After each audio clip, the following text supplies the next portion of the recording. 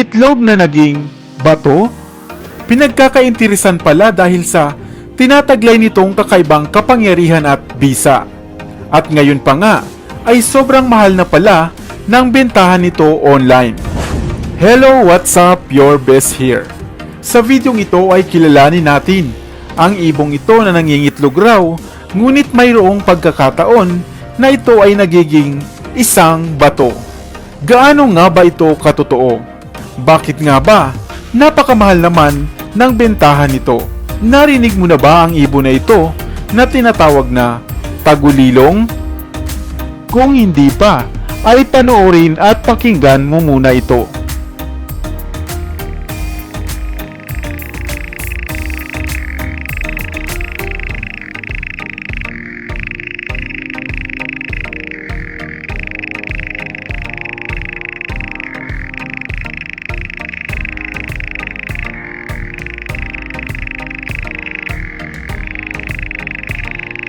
Iyan ang ibon na kung tawagin ay the Philippine Nightjar, na kilala rin sa Pilipinas sa mga bansag na ibong tagulilong, ibong toktor, ibong kandarapa, at ibong daplak.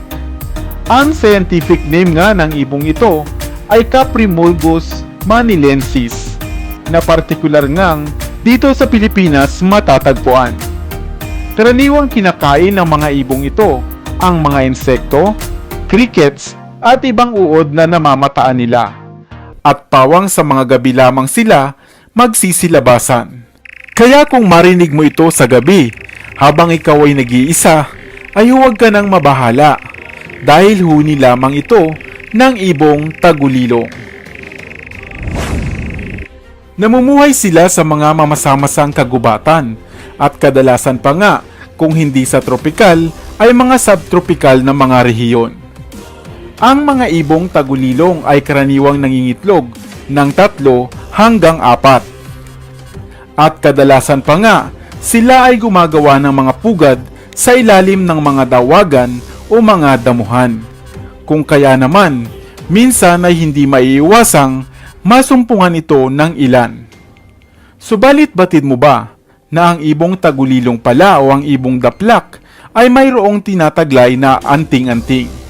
Opo, tama ang mga itlog nito, sapagkat isa sa bawat 1,000 pagkakataon ay maaaring maging bato ang itlog ng isang inahing tagulilong. Ito ay bunga nga ng mga sustansya at mineral na nakakain nila buhat sa kagubatan, at kung ikaw ay papalarin na makasumpong nito ay napakaswerte mo na, sapagkat mainam itong pampaswerte sa halos lahat ng klase ng negosyo, lalo na nga sa mga nag-o-online selling. Pinaniniwalaan rin na gamit ang itlog na ito ng tagulilong na naging bato, ay mas madali kang makabebenta ng mga lupain o mga ari-arian, dahil sa panghalina at pangakit na bisa nitong tinataglay. Kung ikaw naman raw ay isang call center agent o madalas ay nagtatrabaho sa hating gabi, mainam ang bertud na ito upang hindi ka kaagad dalawin ng antok. O diba, may pang substitute na tayo sa coffee?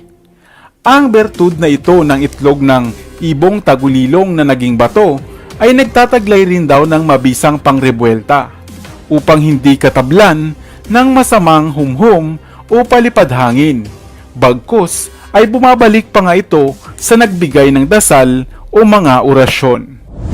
Subalit kung iniisip mo naman na bumili nito, ay magugulat ka dahil napakataas ng presyohan nito ngayon, na nasa 3,600 pesos na nga sa Lazada. Subalit bago ka naman bumili ay pag-isipan mo muna, dahil ang sinumang nakapulot ng itlog na ito ay napakapalad na, at malamang ay hindi na nga nila balak na ibenta pa, hindi ba? Mainam na maging mapanuri at alamin muna bago tayo bumili, dahil napakabibihira lamang ng itlog na ito ng daplak na naging bato.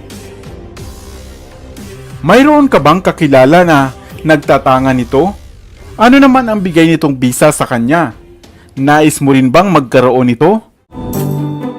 Laway ng isang ibon, isang mabisang gamot at bagay na maaaring matagal mo na ngang hinahanap na lunas sa iyong iniindang karamdaman.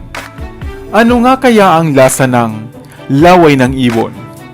Hello, what's up? Your best here. Sa videong ito ay isa-isahin natin at kilalanin ang natatanging ibon na nagtataglay ng pambihirang kakayahan, benepisyong pangkalusugan at kagamutang hindi mo inaasahan. Narinig mo na ba ang ibong kung tawagin ay baling sa sayaw o layang-layang? Isang klase ng munting ibon na hindi nga natin gaanong kilala. Sapagkat ito di gaya ng karaniwang ibon ay hindi naman dumadapo sa sanga. Mapapansin mo lamang siyang lumilipad sa himpapawid tuwing dapit hapon na o kaya naman ay kapag hindi gaanong maaraw ang panahon. Ang layang-layang o swiftlet ay isang klase ng swallow sa pamilya nga ng Apoideidae.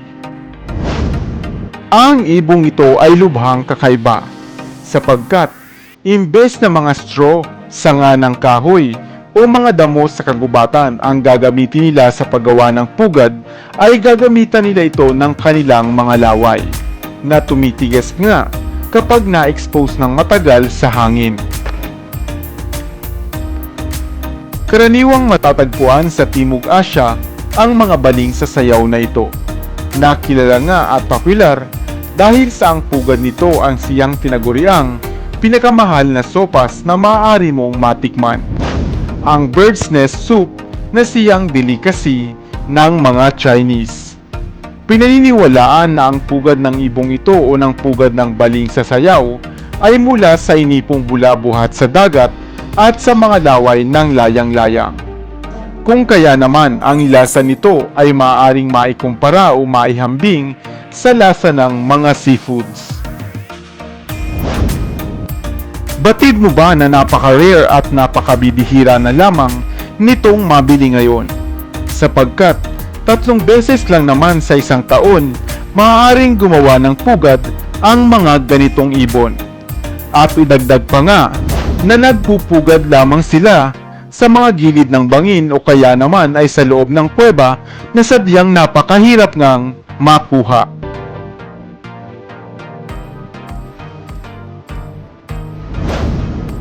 Kaya naman ang ilan ay handang gumastos ng 5,000 piso o higit pa para lamang matikman ang lasa ng bird's nest soup na ito. O kaya naman ay ang tumataginting na 225,000 pesos sa bawat kilo nito. Subalit ano-ano nga ba ang mga sustansyang taglay ng pugad na ito? Ang pugad ng layang-layang o baling sa sayaw ay mayaman nga sa protina, carbohydrates, calcium, sodium, iron, potassium, at mga mineral na mainam na magpapalakas at magbibigay o magdadagdag sigla sa ating mga katawan. Kung kakain ka nito ay makakaiwas ka rin sa pagkakaroon ng lagnat o simpleng sipon man.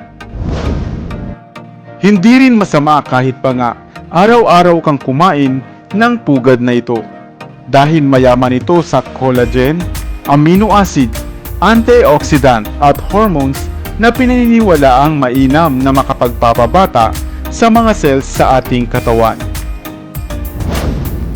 Lubhang maraming mahiwagang benepisyong hatid sa ating katawan ang pugad na ito. Kaya naman, nararapat na ito ay matikman mo. Sa mga probinsya nga, ito ay ginagamit nila upang ipakain o ipainom sa mga bagong panganak para sila ay kaagad makabawi ng lakas. Ikaw, nakakita ka na ba ng pugad na ito? Sana ay may bago kang natutunan sa videong ito. Iwan ka naman ng comment sa comment section sa ibaba. I-like at i-share mo na rin para naman sa kaalaman ng iba.